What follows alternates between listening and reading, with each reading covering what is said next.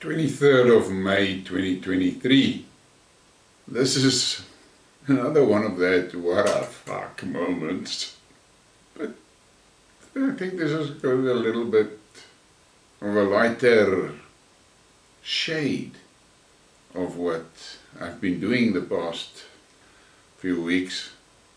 For months we have all heard about the fighting in Bakhmut, and it is Wagner forces doing this and Ukrainians doing that, and buildings are being bombed to pieces and shot to pieces, and all we see is violence and destruction.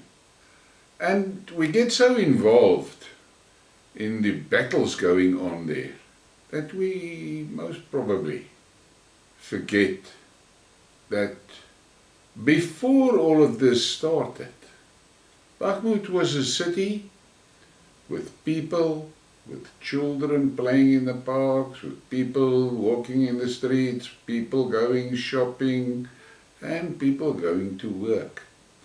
But there is an underbelly in Bakhmut that not many are really aware of. That Bakhmut Solidar region has got two major mining components. It's one of the world's biggest suppliers of gypsum, and it is one of the world's biggest suppliers of salt.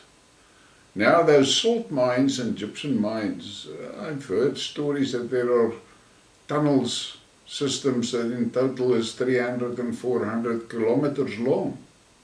But those things have been going on for years. In the Soviet times, those things were developed. And there were here and there a little bit of news snippets that referred to underground weapon bunkers and ammunition bunkers and things like that. And there were stories that the Ukrainian soldiers were hiding in those tunnel systems and that.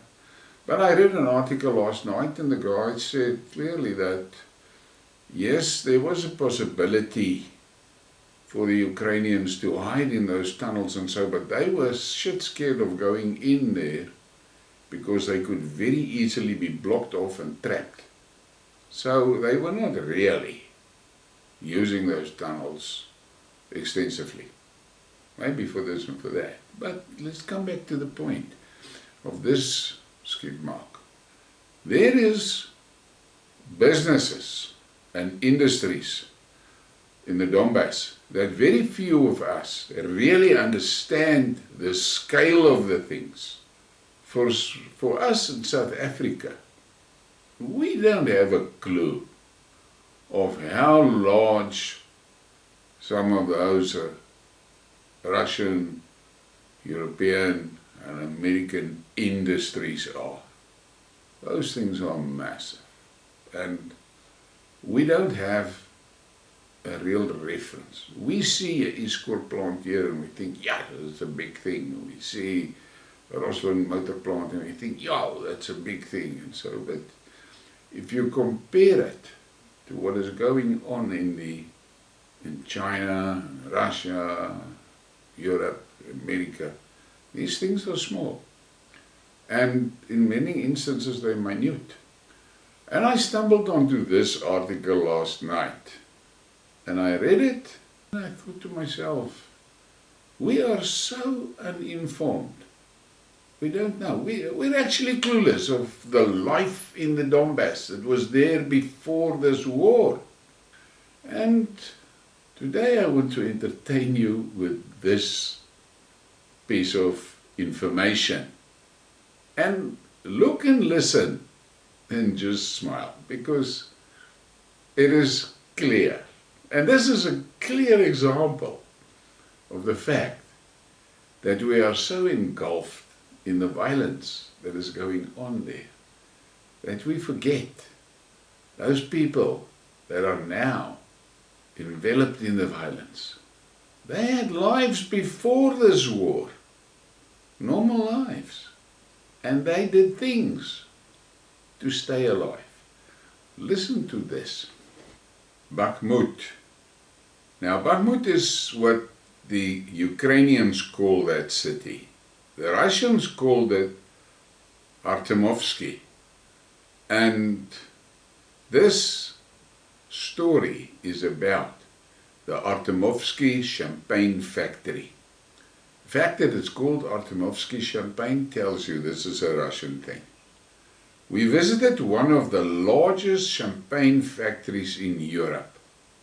The entire production cycle is located deep under the Bakhmut at a depth of 72 meters in gypsum tunnels. This saved the plant and products from destruction. The scale of what we saw is impressive. Millions of untouched bottles of champagne are gathering dust in the labyrinths of the dungeon. Now that is a good thing, that those things were protected, because it would have been a really big loss if those were damaged. But I'm going to show you now a slideshow of what that champagne factory and cellars look. Enjoy it.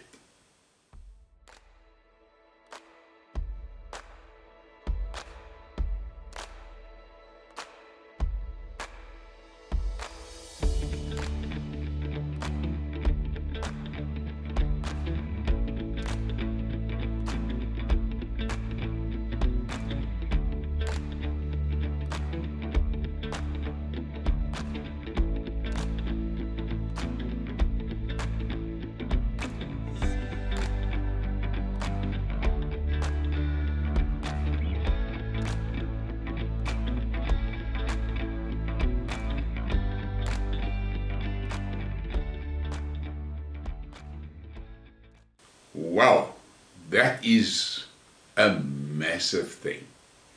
And for me, it was a stark reminder that the people of Bakhmut, or Artemovsky, as will be called now after the Russians has taken it back, they had lives. And they did things to stay alive. And here, to my surprise, I find out that there was a massive champagne factory. I hope you enjoyed this piece of information, and please give me a like and a subscribe and share the thing. And if you would like to support the channel and you're a South African, there is a link below in the description of the video where you can make a donation if you want to. You can make a once-off, or it can be a monthly thing. I will appreciate that. And I really appreciate those that are already supporting the channel. Thank you. Have a great day.